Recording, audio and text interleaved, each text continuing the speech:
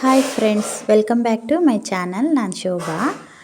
ಎಲ್ಲರೂ ಹೇಗಿದ್ದೀರಾ? ಚೆನ್ನಾಗಿದ್ದೀರಾ ಅಂತ ಭಾವಿಸ್ತಾ ಇದ್ದೀನಿ. ಹಾಗೆ ನಾನಿವಾಗ ಕೇರಳದಲ್ಲಿದ್ದೀನಿ. ಕೇರಳದ ಕಣ್ಣೂರು ಡಿಸ್ಟಿಕ್ಕಲ್ಲಿ ಒಂದು ಪರಶಿನ ಕಡವು ಅಂತ ಹೇಳಿ ಒಂದು ಪ್ಲೇಸಿಗೆ ಹೋಗ್ತಾ ಇದ್ದೀನಿ. ಅಲ್ಲಿ ತುಂಬ ಹಳೆಯದಾದಂತಹ ಒಂದು ಹಿಂದೂ ದೇವಾಲಯ ಇದೆ. ಆ ದೇವಾಲಯಕ್ಕೆ ನಾನಿವಾಗ ಹೋಗ್ತಾ ಇದ್ದೀನಿ. ಸೊ ಅಲ್ಲಿ ವಿಡಿಯೋ ಮತ್ತು ಫೋಟೋಸಿಗೆ ಅನುಮತಿ ಇಲ್ಲ, ಆದ್ರೂ ನನ್ನ ಕೈಯಲ್ಲಿ ಎಷ್ಟಾಗುತ್ತೆ ಅಷ್ಟನ್ನು ನಾನು ತೋರಿಸ್ಲಿಕ್ಕೆ ಪ್ರಯತ್ನ ಪಡ್ತಾ ಇದ್ದೀನಿ. ಈಗ ನಾವು ಹೋಗ್ತಾ ಇರೋದು ಈ ಸೇತುವೆ ಮೇಲೆ, ಅಲ್ಲಿಂದ ಕಾಣಿಸ್ತಾ ಇದೆ ನೋಡಿ, ಅದೇ ನಾವೀಗ ಹೋಗಬೇಕಾಗಿರುವಂತಹ ಒಂದು ಪ್ಲೇಸು. ಸೊ ಆ ಪ್ಲೇಸಿಗೆ ನಾನಿವಾಗ ಹೋಗ್ತಾ ಇದ್ದೀನಿ. ಇಲ್ಲಿ ಗಾಡಿ ಪಾರ್ಕಿಂಗ್ಗೆ ವ್ಯವಸ್ಥೆ ಇತ್ತು. ನಾವು ಅಲ್ಲಿ ಗಾಡಿ ಪಾರ್ಕ್ ಮಾಡಿಬಿಟ್ಟು ಒಳಗಡೆ ಹೋಗ್ತಾ ಇದ್ದೀವಿ. ಸೊ ಇದೆಲ್ಲ ದೇವಸ್ಥಾನದ ಮುಂದ್ಗಡೆ ಇರುವಂತಹ ನೋಟ. ಇದೆಲ್ಲ ನೋಡಿ, ಇದು ದೇವಸ್ಥಾನದ ಮುಂದೆ ಇರುವಂಥದ್ದು. ಸೊ ಇಲ್ಲಿಂದ ಮುಂದೆ ಫೋಟೋ ವೀಡಿಯೋಸಿಗೆ ಅಷ್ಟೊಂದು ಅನುಮತಿ ಇಲ್ಲ. ಸೊ ನಾನು ಅಷ್ಟಾಗಿ ಸ್ಪೀಡಾಗಿ ಸ್ವಲ್ಪ ವೀಡಿಯೋನ ಮಾಡ್ಕೊಂಡಿರೋದು. ಈ ನದಿಯ ಹೆಸರು ವಲ್ಲಪಟ್ಟಣಂ ಅಂತ. ಈ ನದಿ ಇರೋದು ದೇವಸ್ಥಾನದ ಮುಂಭಾಗದಲ್ಲಿ. ಸೊ ಇಲ್ಲಿ ಬಂದ ಭಕ್ತಾದಿಗಳು ಈ ನೀರಲ್ಲೇ ಕಾಲು ತೊಳ್ಕೊಂಡು ಒಳಗಡೆ ಹೋಗುವುದು ಇಲ್ಲಿಯ ಪದ್ಧತಿ. ವಲ್ಲಪಟ್ಟಣಂ ಎಂಬ ನದಿಯ ದಡದಲ್ಲಿರುವ ಈ ದೇವಾಲಯಕ್ಕೆ ಶ್ರೀ ಮುತ್ತಪ್ಪನ ದೇವರೇ ಅಧಿದೇವತೆ ಆಗಿರ್ತಾರೆ. ಹಾಗೆಯೇ ಇಲ್ಲಿ 2 ಪೌರಾಣಿಕ ಪಾತ್ರಗಳನ್ನು ನಾವು ನೋಡ್ಬೋದು. ತಿರುವಪ್ಪನ್ ಮತ್ತು ವೆಲ್ಲಟ್ಟಂ ಎಂಬ 2 ಪೌರಾಣಿಕ ಪಾತ್ರಗಳನ್ನು ನಾವಿಲ್ಲಿ ನೋಡ್ತೀವಿ. ಈ ದೇವಾಲಯದ ಧಾರ್ಮಿಕ ಆಚರಣೆಗಳು ವಿಶಿಷ್ಟವಾಗಿದೆ. ಏಕೆಂದರೆ ಇಲ್ಲಿ ಕೇರಳದಲ್ಲಿ ಹಿಂದೂ ದೇವಾಲಯಗಳಲ್ಲಿ ಪಾಲಿಸುವಂತಹ ಸಾತ್ವಿಕ ಬ್ರಾಹ್ಮಣ ವಿಧಿವಿಧಾನಗಳನ್ನು ಇಲ್ಲಿ ಆಚರಿಸಲಾಗಲ್ಲ. ಹಾಗೆಯೇ ಈ ದೇವರನ್ನು ಶಿವನ ಇನ್ನೊಂದು ರೂಪ ಎಂಬ ನಂಬಿಕೆ ಕೂಡ ಇಲ್ಲಿ ಇದೆ. ಮತ್ತೇನೆಂದರೆ ಇಲ್ಲಿ ತುಂಬಾ ಪ್ರಾಮುಖ್ಯತೆ ಕೊಡುವಂಥದ್ದು ಶ್ವಾನಗಳಿಗೆ, ಅಂದರೆ ನಾಯಿಗಳಿಗೆ. ಇಲ್ಲಿ ನಾಯಿಗಳ ಕಂಚಿನ ಮೂರ್ತಿಗಳು ಕೂಡ ಇದ್ದಾವೆ ದೇವಸ್ಥಾನದ ಮುಂಭಾಗದಲ್ಲಿ. ಅಲ್ಲಿ ಕಾಣಿಸ್ತಾ ಇರ್ಬೋದು ನಿಮಗೆ ಫೋಟೋದಲ್ಲಿ. ಹಾಗೆಯೇ ಇಲ್ಲಿ ನಾಯಿಗಳು ನೀವು ತುಂಬಾ ನೋಡ್ಬೋದು, ಎಲ್ಲಿ ನೋಡಿದ್ರೂ ನಾಯಿಗಳು ಕಾಣಿಸ್ತವೆ. ದೇವಸ್ಥಾನದ ಮುಂಭಾಗದ 2 ಬದಿಯಲ್ಲಿ ಕೂಡ ಶ್ವಾನಗಳ ಮೂರ್ತಿಗಳನ್ನು ಕೆತ್ತನೆ ಮಾಡಲಾಗಿದೆ. ಹಾಗೆಯೇ ಇಲ್ಲಿ ರೆಡಿ ಆಗುವಂತಹ ಪ್ರಸಾದವನ್ನು ಕೂಡ ಮೊದಲು ಶ್ವಾನಗಳಿಗೇ ಕೊಡಲಾಗುತ್ತದೆ ಎಂಬ ಪ್ರತೀತಿ ಇದೆ ಇಲ್ಲಿ. ಹಾಗೆಯೇ ಫ್ರೆಂಡ್ಸ್ ಈ ತಯ್ಯಂ ನಡೆಯುವ ಸಂದರ್ಭದಲ್ಲಿ ಎಲ್ಲ ವರ್ಷವೂ ಒಬ್ಬ ಪ್ರದರ್ಶಕನ ದೇಹವನ್ನು ಮುತ್ತಪ್ಪನ ದೇವರ ಆತ್ಮ ಅವರನ್ನು ಪ್ರವೇಶಿಸುತ್ತಂತೆ. ಆಗ ಅಲ್ಲಿ ಇರುವ ಎಲ್ಲ ಜನರ ಕಷ್ಟ ಕಾರ್ಪಣ್ಯಗಳನ್ನು ಏನಾದರೂ ಅವರಿಗೆ ಹೇಳ್ಕೊಳ್ಳಿಕ್ಕಿದ್ರೆ, ಕೇಳಲಿಕ್ಕಿದ್ರೆ ಆ ಸಂದರ್ಭದಲ್ಲಿ ಅದು ನಡೆಯುತ್ತೆ. ಆದರೆ ಎಷ್ಟೋ ವರ್ಷಗಳ ಹಿಂದೆ ದೇವಸ್ಥಾನದ ಆವರಣದಲ್ಲಿ ಶ್ವಾನಗಳ ಸಂಖ್ಯೆನ ಕಡಿಮೆ ಮಾಡಲಿಕ್ಕೋಸ್ಕರ ದೇವಸ್ಥಾನದ ಅಧಿಕಾರಿಗಳು ನಾಯಿ ಮತ್ತು ನಾಯಿ ಮರಿಗಳನ್ನು ದೂರದ ಊರಿಗೆ ತಗೊಂಡೋಗಿ ಬಿಡ್ತಾರೆ ಅಂತೆ.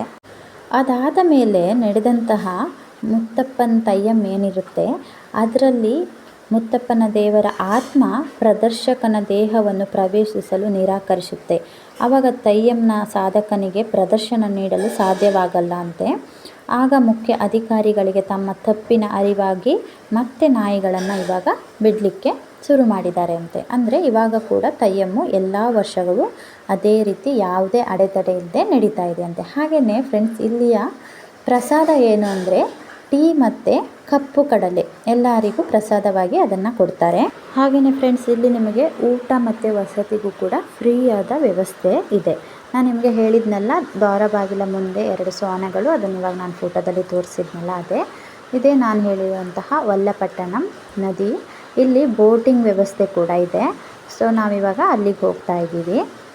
ಹಾಗೆಯೇ ಫ್ರೆಂಡ್ಸ್ ಈ ಶ್ರೀ ಮುತ್ತಪ್ಪನ ಟೆಂಪಲ್ ಏನಿದೆ, ಇಲ್ಲಿಯ ದೇವರಿಗೆ ಕಾರ್ಣಿಕ ಇರುವ ದೇವರು ಅಂತ ಕರೀತಾರೆ. ಅಂದರೆ ಇಲ್ಲಿಗೆ ಬರುವ ಭಕ್ತರ ಮನಸ್ಸಿನಲ್ಲಿ ಯಾವುದೇ ಕೋರಿಕೆ, ಅವರ ಪ್ರಾರ್ಥನೆಗಳಿದ್ರೂ ಅದು 100% ಈಡೇರುತ್ತೆ ಎನ್ನುವುದು ಇಲ್ಲಿಯ ನಂಬಿಕೆ. ಹಾಗೆಯೇ ಇಲ್ಲಿ ಸಣ್ಣ ಮಕ್ಕಳಿಗೆ ಮೊದಲು ಊಟ ಮಾಡಿಸುವಂತಹ ಒಂದು ಪದ್ಧತಿ ಏನಿದೆಯಲ್ಲ ಅದನ್ನು ಕೂಡ ಇಲ್ಲಿ ಮಾಡಿಕೊಡ್ತಾರೆ. ಅದನ್ನು ಅಲ್ಲಿ ಮಾಡಿಸ್ಬೋದು ಬೇಕಾದರೆ. ಹಾಗಾದರೆ ಬನ್ನಿ ಫ್ರೆಂಡ್ಸ್, ಇವಾಗ ನಾವು ಬೋಟಿಂಗ್ ಹೋಗೋಣ. ಇಲ್ಲಿ ಕುತ್ಕೊಳ್ಳಿಕ್ಕೆ ತುಂಬಾ ಪ್ಲೇಸ್ ಇದೆ. ನೀವು ಎಷ್ಟೊತ್ತು ಬೇಕಾದರೂ ಕುತ್ಕೊಳ್ಬೋದು. ನೀರು ಪಕ್ಕ ಮುಂದೆ ದೇವಸ್ಥಾನ, ಬ್ಯಾಕ್ ಸೈಡಲ್ಲಿ ನೀರು ಅಂದರೆ ರಿವರ್ ಇದೆ. ಎಷ್ಟು ಟೈಮ್ ಬೇಕಾದರೂ ಸ್ಪೆಂಡ್ ಮಾಡ್ಬೋದು. ಬೆಳಗ್ಗೆಯಿಂದ ಸಂಜೆವರೆಗೂ ನಿಮಗೆ ಟೈಮ್ ಇರುತ್ತೆ. ಸೊ ನಾವಿವಾಗ ಬೋಟಿಂಗಿಗೆ ಬಂದ್ವಿ. ಒಬ್ಬರಿಗೆ 50 ರೂಪಾಯಿ ಇಲ್ಲಿ ಟಿಕೆಟು. ಅಲ್ಲಿ ಒಂದು ಬೋಟಲ್ಲಿ 35 ಮೆಂಬರ್ಸ್ ಆಗಬೇಕು ಅಂತ ಹೇಳಿದರು. ಸೊ ಅದಕ್ಕೋಸ್ಕರ ವೆಯ್ಟ್ ಮಾಡ್ತಾ ಕುತ್ಕೊಂಡಿದ್ವಿ. ವೆಯ್ಟ್ ಮಾಡುವಾಗ ಹಾಗೆ ಸ್ವಲ್ಪ ವಿಡಿಯೋ ಫೋಟೋಸು ತಗೊಳ್ಳೋದು ಇದ್ದೇ ಎಲ್ಲ ತೊಗೊಂಡ್ವಿ, ಎಂಜಾಯ್ ಮಾಡಿದ್ವಿ.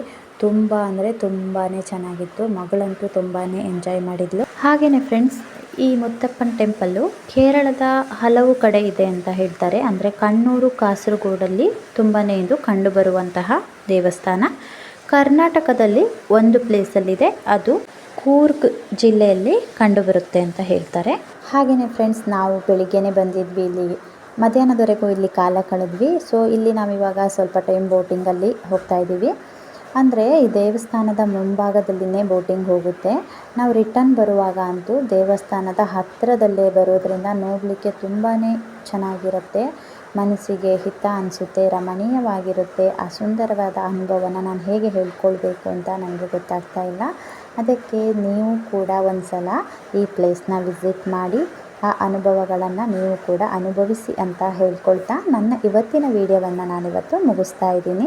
ನಾವಿಲ್ಲಿ ಪ್ರಸಾದ ಇರುತ್ತೆ ಮಧ್ಯಾಹ್ನ, ಅದನ್ನು ಮುಗಿಸ್ಕೊಂಡು ಇಲ್ಲಿಂದ ಮನೆಗೆ ಹೋಗ್ತಾ ಇದ್ದೀವಿ. ಹಾಗೆಯೇ ಫ್ರೆಂಡ್ಸ್, ನೀವು ಯಾರಾದರೂ ನಮ್ಮ ಚಾನಲ್ನ ಇದುವರೆಗೂ ಸಬ್ಸ್ಕ್ರೈಬ್ ಮಾಡ್ಕೊಂಡಿಲ್ಲ ಅಂದರೆ ಪ್ಲೀಸ್ ಇವಾಗಲೇ ಹೋಗಿ ನನ್ನ ಚಾನಲ್ನ ಸಬ್ಸ್ಕ್ರೈಬ್ ಮಾಡ್ಕೊಳ್ಳಿ. ಹಾಗೆ ಲೈಕು, ಶೇರು, ಕಮೆಂಟ್ ಮಾಡೋದನ್ನು ಮಾತ್ರ ಮರಿಬೇಡಿ.